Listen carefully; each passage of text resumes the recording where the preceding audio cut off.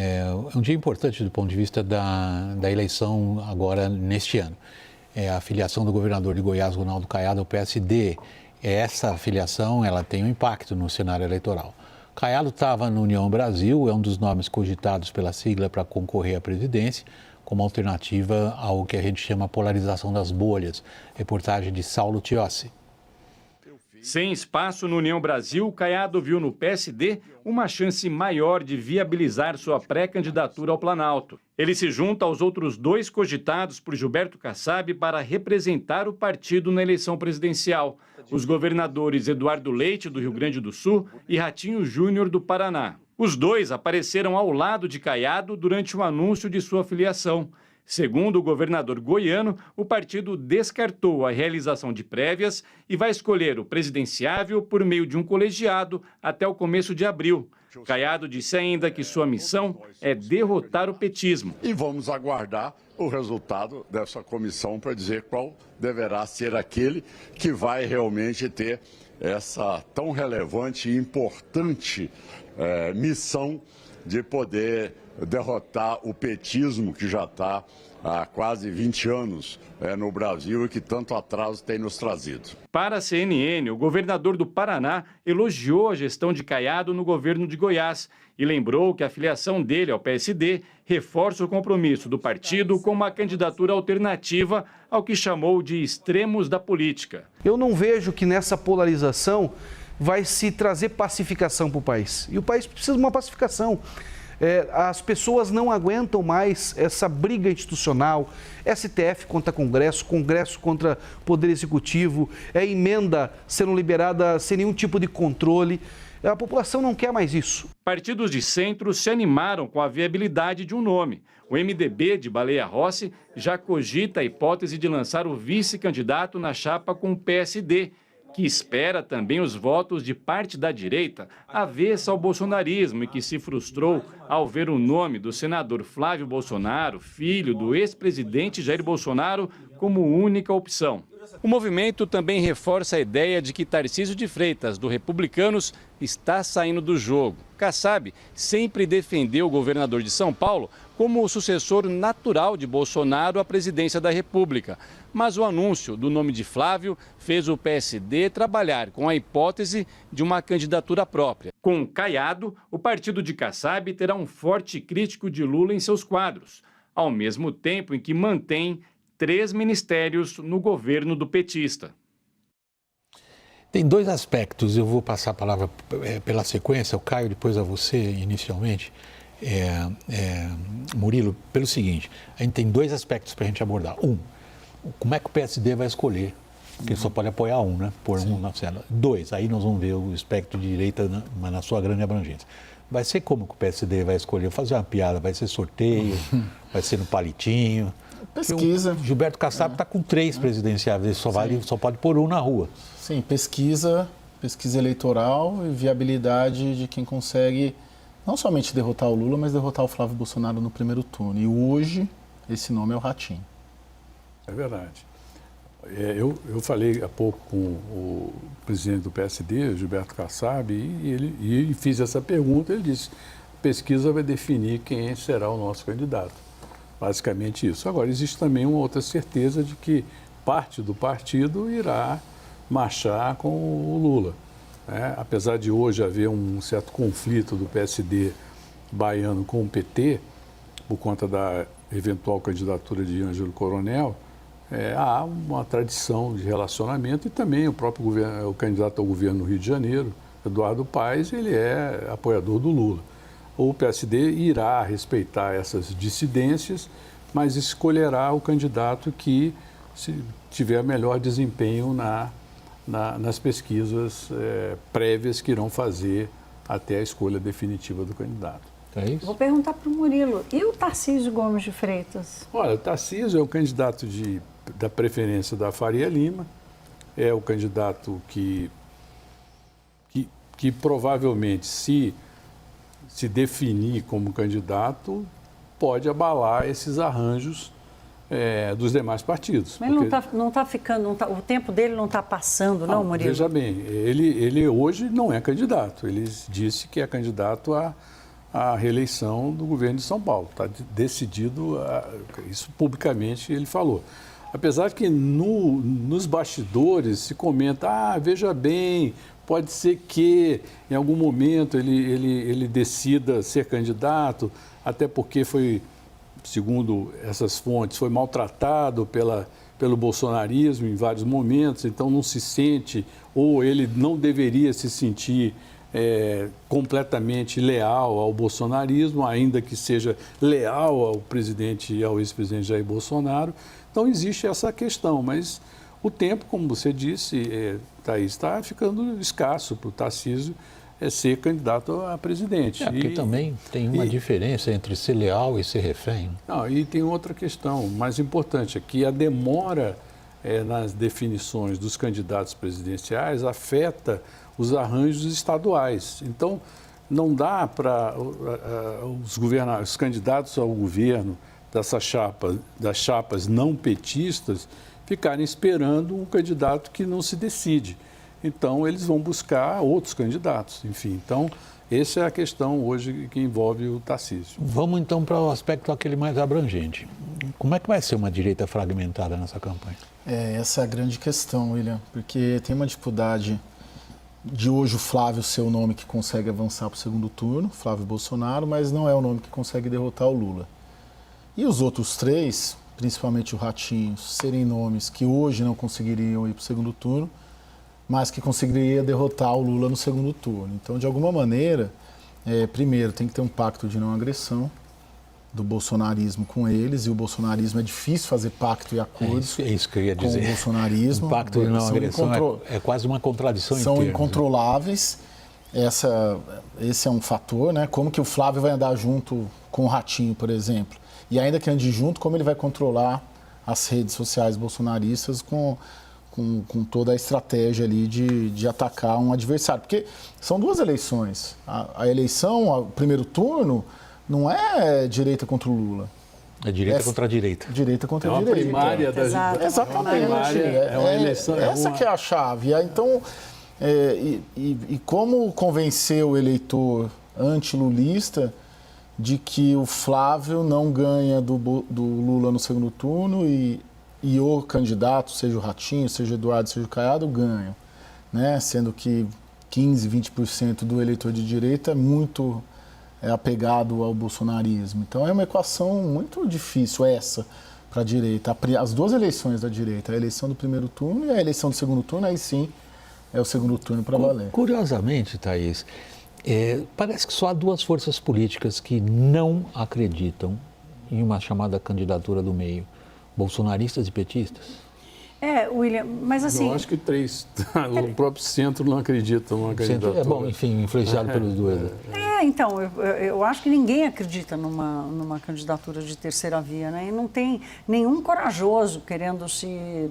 a gente não achou nenhuma liderança minimamente reconhecida dizer assim, não, eu sou o candidato do centro, eu sou... Mas não é o PSD isso?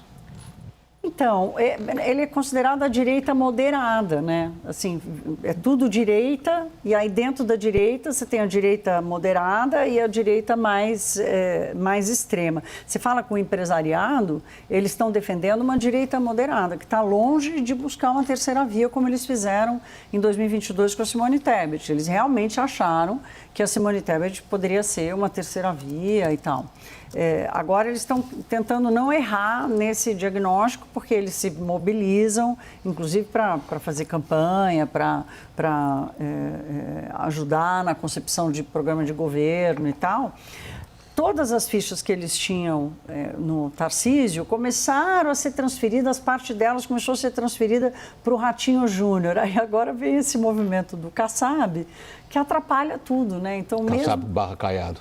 Exato, barra Caiado, né? E de misturar todos os moderados, entre aspas, o Caiado é o menos moderado, de misturar os moderados, talvez tentando criar uma identidade do que seria essa direita moderada. Só o dado da pesquisa aqui, William, só para... A gente tem em mãos o da Quest de 14 de janeiro. Lula 35, Flávio 26 e o Ratinho 9. Então, teria ali pelo menos 10 pontos, né? Porque uma diferença de quase 20 é metade disso para o Ratinho tirar, para a direita moderada tirar do bolsonarismo. Então, aí que eu acho que tem um ponto, pelo que você descreveu e pelo que o Murilo descreveu. Há uma decisão difícil para o PSD agora diante dele. Tem 3 candidatos presidenciáveis, 3 governadores bem avaliados, 3 governadores ambiciosos. Tem um só que vai escolher. Como assim escolher a partir de pesquisas? Todo mundo que cobre política sabe que é cedo ainda para dizer que as pesquisas garantem um determinado resultado ou apontam com razoável certeza. E vão decidir por pesquisa? Olha, eu acho que não tem outra alternativa. É evidente que a pesquisa ela tem que ser muito sofisticada, não só com relação ao potencial, com a performance exibida na pesquisa, mas o potencial de crescimento, o nível de rejeição, a aderência a agendas. Por exemplo, se temos uma segurança pública como uma agenda predominante, o candidato, sem dúvida, que tem dentro do PSD melhor aderência a essa agenda é o Ronaldo Caiado. Então, isso dialoga melhor com a candidatura dele. Então, não é, quando se fala em pesquisa, não é apenas dizer assim, quem é que está na frente? Se for o Lula contra Ratinho, Lula contra Eduardo e Lula contra Caiado. Quem é que tem maior chance ali? Não é apenas isso. É aderência com relação a agendas que vão ser importantes e que vão se desenvolver ao longo dos próximos meses. Nós vamos ver temas que vão se destacar dentro da preocupação do eleitorado, também ver o efeito das políticas de governo, que tem aí 80 bilhões aí para distribuir em bondades, também qual é o efeito disso. Então, não é uma escolha, quando a gente fala pesquisa, que seja simplesmente decidir quem é que tem uma preferência maior naquele momento. Então, ela é um pouco mais... O que você está descrevendo, em resumo, é a predominância do cálculo político. Sim, é cálculo político. O cálculo político é aquele cálculo de quem tem a visão política. Exato. Visão essa que lhe dirá, ora, eu calculo que os cenários serão de tal ordem e a partir dos cenários que eu calculo que acontecerão, este nome é melhor que aquele. Exato. Mas aí que vem o fator tempo. Pouquíssimo tempo para eles averiguarem isso que você acabou de mencionar. Pouquíssimo tempo, mas tem tempo. Eu acho que esse é um tempo que o Tarcísio não tem? É um tempo diferente? Exato. É o mesmo. Não, que o Tarcísio, o tempo dele está ficando muito mais curto, porque esses 3, eles se colocam como candidatos. Eles são candidatos a presidente. Só que estão no mesmo partido. Não, o tempo ao que eu me refiro não é o cronológico. O tempo que eu me refiro é realmente o tempo político, a partir da sua afirmação. A sua afirmação é a seguinte: é necessário, daqui até eles poderem se desincompatibilizar, que é o começo de abril, esse é o tempo cronológico. Daqui até lá, é necessário calcular o efeito da gastança, dá mais até 90 milhões. O efeito no eleitorado das questões que até aqui a gente identifica como centrais, mas que talvez acabem não sendo, que é, por exemplo, segurança pública. Isso exige um outro tipo de, digamos, de elaboração em torno do nome do candidato, do que olhar, como você ajudou a gente, caramba, nesse ponto. E assim, não, aqui, deixa eu dizer, fulano, Beltrano, alguém está fazendo isso, quem? Não, as pesquisas hoje, eu acho que elas são muito segmentadas, William. O Murilo estava colocando rejeição, taxa de conhecimento e eu acho preocupações do eleitorado. Não, eu acho fantástico hoje, eles dividem, os institutos dividem e focam muito o eleitor considerado independente ou centrista, que é o eleitor que está decidindo as eleições em 14, 18 e 22, por isso que as eleições dão uma margem, porque um terço vai para um lado, um terço vai para o outro, daí sobra um terço ali, metade se abstém de votar, então vai restringindo. Então, acho que também o humor desse eleitor de centro, independente, que votou no Bolsonaro em 18, votou no Lula em 22, para onde ele pode ir, o que ele está querendo, também determina. E lembrando que o tempo deles não é abril, igual o Kassab falou. Agora, eu acho que a gente tem que entender o seguinte. Primeiro, os 3 nomes, eles vão se desincompatibilizar e serão candidatos ou a presidente da República ou ao Senado. Tem a vice, né? Talvez. O Tarcísio não. Sim. O Tarcísio, ele realmente, o tempo do Tarcísio é muito mais curto, porque ele vai ter, se ele é candidato a presidente, ele tem que se desincompatibilizar. É binário. A situação dele, esses 3, eles podem a decisão do PSD pode ser tomada em maio, pode ser tomada em junho. Sim. Ela pode avançar. Lembra o Fernando Henrique? O Fernando Henrique foi cozinhando ali, ele ser candidato ou não, e foi praticamente já no apagar das luzes ali do prazo que ele se decide ser candidato com o sucesso do Plano Real. Então, eu acho que eles têm mais tempo, ainda que seja curto, do que o Tarcísio. O Tarcísio tem que decidir. Então, no fundo, nós estamos diante da seguinte escolha. Não é entre os três. É Tarcísio vai ou não vai. E aí vamos ver qual dos três, Thaís. Hoje saiu uma pesquisa do Poder Data que traz ali a visão sobre se o governo Lula é melhor do que o Bolsonaro. É 40-40. Estão com empate técnico, 40-39. Então, se até hoje, caminhando para o 4º ano do mandato, eles ainda têm, ainda é um plebiscito sobre os dois governos, eu fico aqui me perguntando o quanto que essa leitura de avaliação de governo entre o que foi o bolsonarismo, porque isso tem recall.